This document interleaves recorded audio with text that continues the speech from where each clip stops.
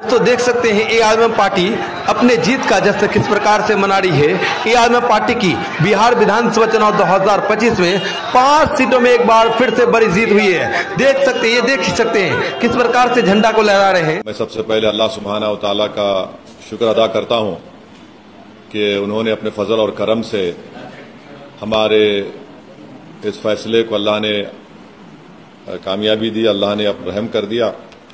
मैं बिहार की आवाम का भी शुक्रगुजार हूं कि उन्होंने एमआईएम पार्टी के तमाम कैंडिडेट्स को उन्होंने वोट दिया, अपनी मोहब्बतों से नवाजा। मैं शुक्रगुजार हूं उन 5 असेंबली कॉन्स्टिट्यूंसीज के तमाम राय दहिंदगान का, जिम्मेदारों का, मजलिस पार्टी के तमाम मेंबर्स का, जिन्होंने जनाब अख्तरुल ईमान साहब को कामयाब किया।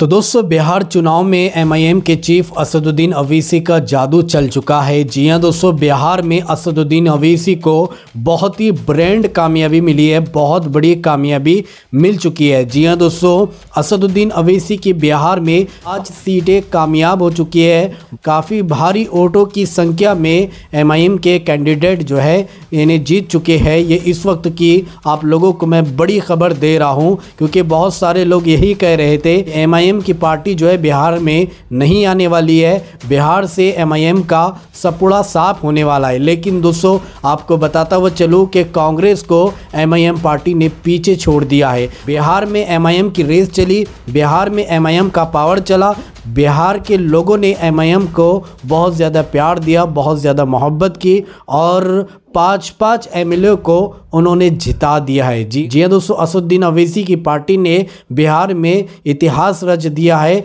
और किस तरह से अंधभक्तों को अब मिर्ची लग रही है, जबकि पप्पू यादव कह रहा था कि अमूर से अख्तरुल ईमान अगर जीत जाएगा तो हम हमारी राजनीति छोड़ देंगे। लेकिन आज उसी अमूर से अख्तरुल ईमान जो है यानी जीत चुके हैं, वो भी सैकड़ों वोटों से जीत चुके हैं। दोस्तों, एमआईएम के चीफ असदुद्दीन अवैसी का एक बहुत बड़ा बयान आया है, एक उन्होंने प्रेस जारी किया है। मैं आप लोगों को सबसे पहले असदुद्दीन अवैसी का ये वीडियो क्लिप दिखाना चाहूँगा। आप सबसे पहले ये वीडियो क्लिप देखें, फिर आगे हम आकर आपसे बात करते हैं।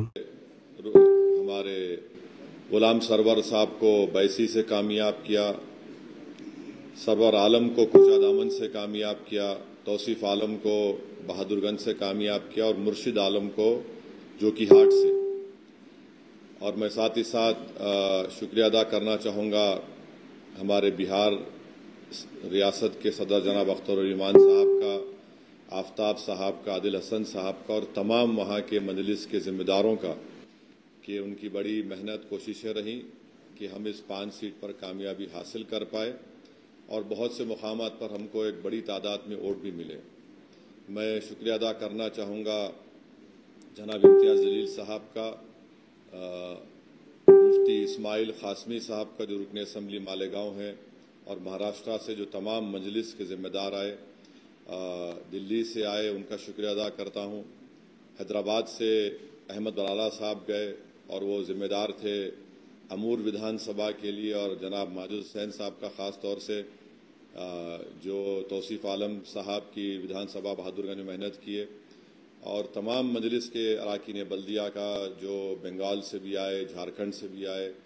बहरहाल एक कलेक्टिव इज्तिमाई कोशिश थी और मैं सीमांचल की जनता का शुक्रिया अदा करूँगा। ख़ास तौर से उन्होंने मजलिस इत्तेहादुल मुस्लिमीन को अपनाया, उसको अपनी आवाज़ बनाया, और हमको उम्मीद है कि इंशाअल्लाह ताला ये जो फ़ैसला आया है, जहाँ से अब तक हमारे 5 मेंबर्स रुकने असम्बली और एमएलए बने, इंशाअल्लाह वो सीमांचल कि इंसाफ के लिए लड़ाई लड़ेंगे, वहाँ पर डेवलपमेंट का काम करवाएंगे।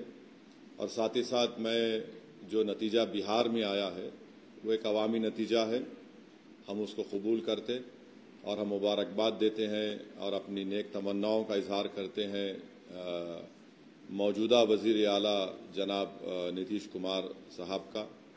और हमारी पार्टी की तरफ से ये कोशिश होगी कि बिहार और सीमांचल में विकास हो, सीमांचल में भी बहार आए, सीमांचल में भी बच्चों की मौत ना हो, सीमांचल की महिलाओं के लिए, वहाँ के बच्चों के लिए स्कूल, अस्पताल, पुल, ब्रिज बने, इंडस्ट्रीज आए वहाँ पर। तो इस सिलसिले में हम उनको अपना पूरा ताउन पेश करेंगे। मैं शुक्रगुजार हूँ जुबली हिल्स की असेंबली कॉन्स्टिट्यूंसी के तमाम वोटर्स का, राय दहिंदगान का, कि उन्होंने जनाब नवीन यादव को अपने वोटों से कामयाब किया। यहाँ पर भी मैं हमारे मजलिस के दोनों MLCs का, जनाब रहमत साहब का, रियाज इलेक्शन के बाद आपको सिर्फ ना सिर्फ भुलाया जाएगा बल्कि आप पर जो आफतें आती हैं उसको रूफ भी नहीं बोलते। ये हम कंसिस्टेंटली बोल रहे हैं। उम्मीद करते कि इस नतीजे से पूरे देश में एक पैगाम जाएगा, खास तौर से अल्पसंख्यक समाज के माइनॉरिटीज को, मुसलमानों को, और जो सेकुलर जहन रखने वाले लोग हैं। हम उम्मीद करते हैं कि वो देखें कि क्या क्या रीजंस हैं। आप उठाकर सिर्फ दो चीजों को बोल देंगे तो फिर ये नहीं होने वाला है। पप्पू यादव ने कहा था कि अगर आमोर MIM जीतती है तो वो पॉलिटिक्स छोड़ दें। अब नहीं मालूम उनको कौन कौन छोड़ के, बहुत से लोग छोड़ के चले गए उनको। अब और कौन कौन छोड़ते, उन्होंने क्या करते, मेरे को नहीं, मैं तो नहीं बोला ऐसा। मैं ये बोला हूं कि पहला इलेक्शन हम आ रहे थे, हम बोले सीमांचल नहीं छोड़ेंगे। दूसरा जीते, हम 5 जीते, आप हमारे MLAs को तोड़े, हम जीते, हम तोड़े, हमने कहा नहीं छोड़ेंगे सीमांचल को। आज फिर हम कह रहे हैं, अल्लाह ने हमको कामयाबी दी, हम सीमांचल नहीं छोड़ेंगे। हम जहां पे जाते छोड़ते नहीं, वो मेहनत करते।